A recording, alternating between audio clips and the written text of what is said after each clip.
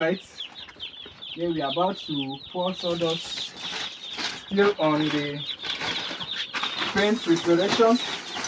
This is how we prepare the brooding plate. Okay, you ensure that the sawdust covers the whole floor so that you know the beauty of this sawdust. This sawdust now will now insulate cold from getting to the beds.